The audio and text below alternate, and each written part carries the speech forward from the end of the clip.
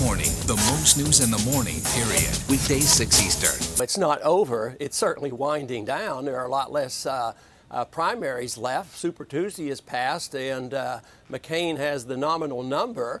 But, if you're in a campaign for only gaining power, that is one thing. If you're in a campaign to influence ideas in the future of the country, the campaign is never over. So this has been a tremendous vehicle for us, and we have gotten 350,000 people together. I'll tell you what, they don't want to quit. They want this to them is just a beginning, and they're very much involved in influencing the party and getting involved and becoming candidates.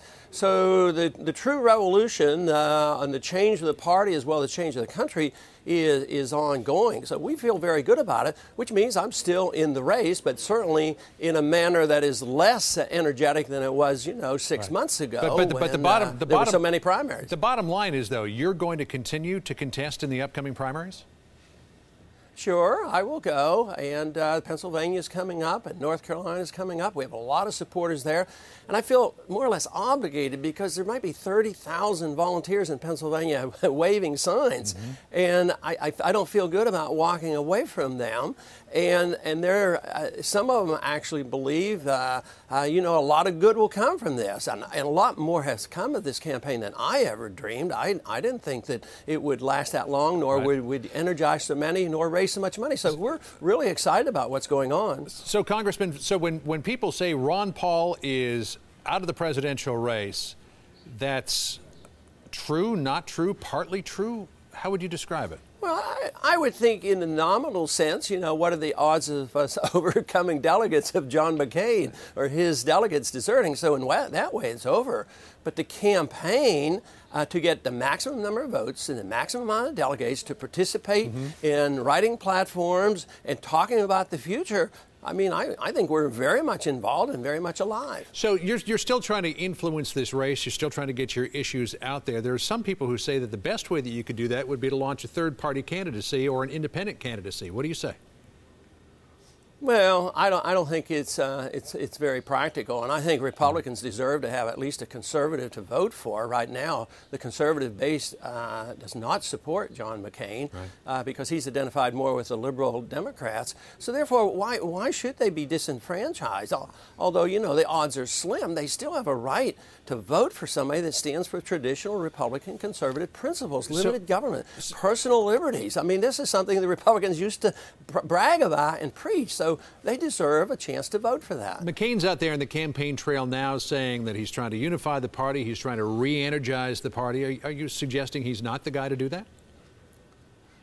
Well, I would suggest that unity might be secondary to principle. What do we believe in? If you can unify a party and reject your principles, what is unity worth?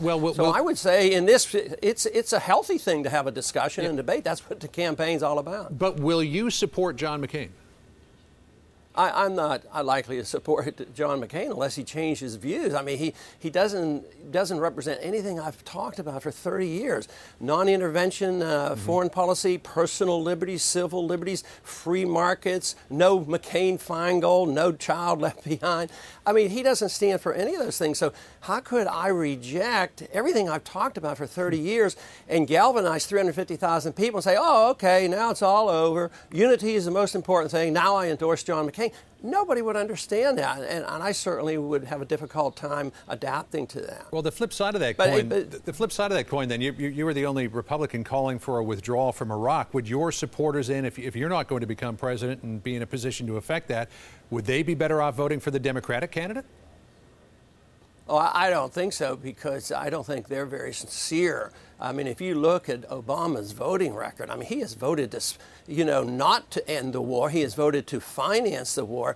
So his rhetoric is playing to the people that come my way. But he is every bit as much of an intervention. He wants to send more troops into Afghanistan. He wants to broaden the military. So I think it's a fraud what he's talking about when he wants to really get out of Iraq. But I think that's politics.